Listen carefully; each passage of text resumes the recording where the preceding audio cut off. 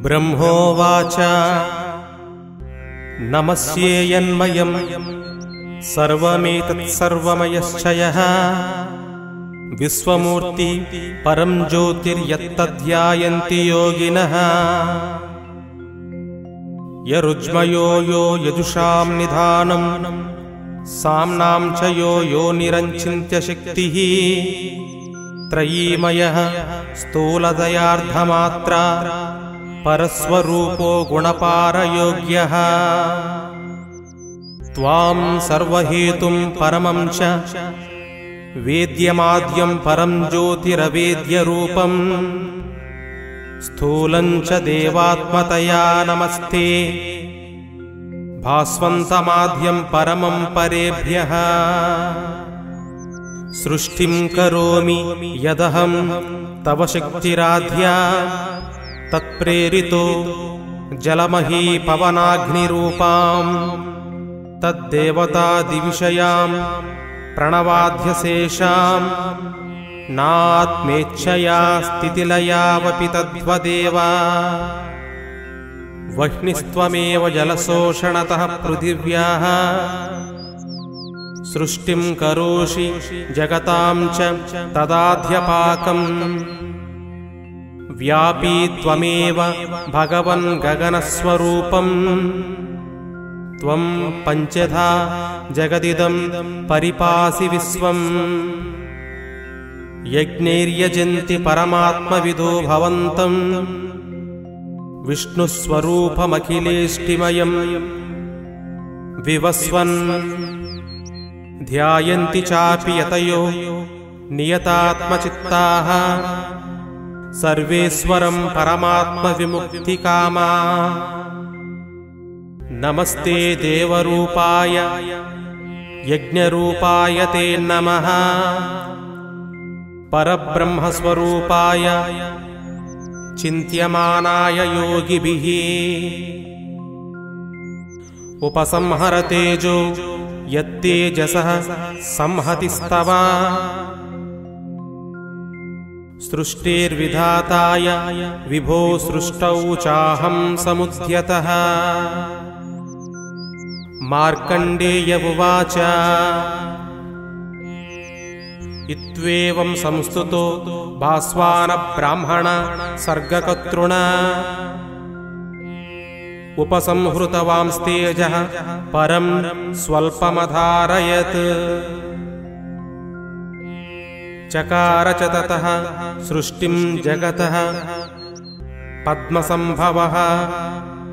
तथा तेषु महाभागः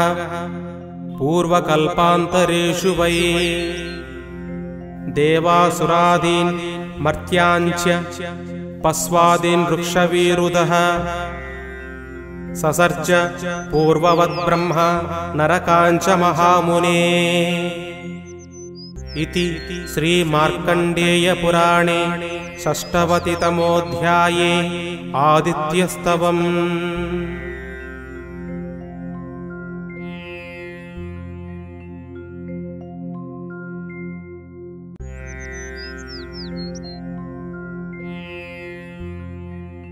ब्रह्मोवाच नमस्येयन्मयं सर्वमेतत्सर्वमयश्च यः विश्वमूर्ति परं ज्योतिर्यत्तध्यायन्ति योगिनः यरुज्मयो यो यजुषां निधानं साम्नां च यो योनिरञ्चिन्त्यशक्तिः त्रयीमयः स्थूलदयार्धमात्रा परस्वरूपो गुणपारयोग्यः त्वां सर्वहेतुं परमं च वेद्यमाद्यं परं ज्योतिरवेद्यरूपं स्थूलं च देवात्मतया नमस्ते भास्वन्तमाद्यं परमं परेभ्यः सृष्टिं करोमि यदहं तव शक्तिराध्या तत्प्रेरितो जलमही पवनाग्निरूपां तद्देवतादिविषयां प्रणवाध्यशेषां नात्मेच्छया स्थितिलयावपि तद्वदेव वह्निस्त्वमेव जलशोषणतः पृथिव्याः सृष्टिं करोषि जगतां च तदाध्यपाकम् व्यापी त्वमेव भगवन् गगनस्वरूपम् त्वं पञ्चधा जगदिदं परिपासि विश्वम् यज्ञैर्यजन्ति परमात्मविदो भवन्तम् विष्णुस्वरूपमखिलेष्टिमयम् विवस्वन् ध्यायन्ति चापि यतयो नियतात्मचित्ताः सर्वेश्वरं परमात्मविमुक्तिकामा नमस्ते देवरूपाय यज्ञरूपाय ते नमः परब्रह्मस्वरूपाय चिन्त्यमानाय योगिभिः उपसंहर तेजो यत्तेजसः संहतिस्तव सृष्टिर्विधाताय विभो सृष्टौ चाहं समुद्यतः मार्कण्डेय उवाच इत्वेवं संस्तुतो भास्वान ब्राह्मण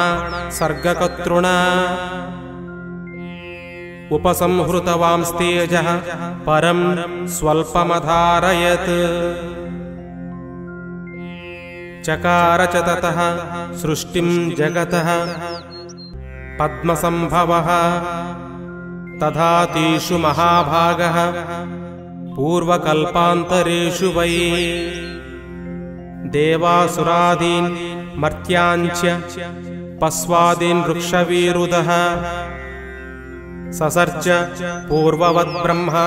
नरकाञ्च महामुने इति श्रीमार्कण्डेयपुराणे षष्ठवतितमोऽध्याये आदित्यस्तवम्।